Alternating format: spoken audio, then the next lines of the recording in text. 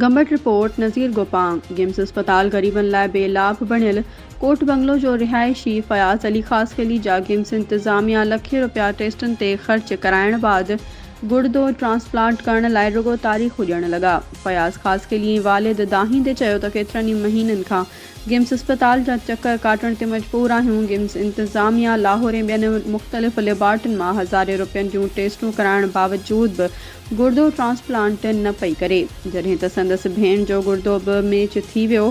फयाज़ जे वालिद ॿुधायो त घर जो कमाइण वारो वाहिद फ़र्द फयाज़ आहे जेको हिन बीमारी में मुब्तला आहे। मां पंहिंजो घर पिणु पुट जे इलाज लाइ गिरवी रखी छॾियो आहे, पर जॾहिं बि गिम्स अस्पताल वञूं था त हू ॿाहिरें लेबार्टरियुनि जो ॻरियूं टेस्टूं लिखी करे मोटाए था छॾनि।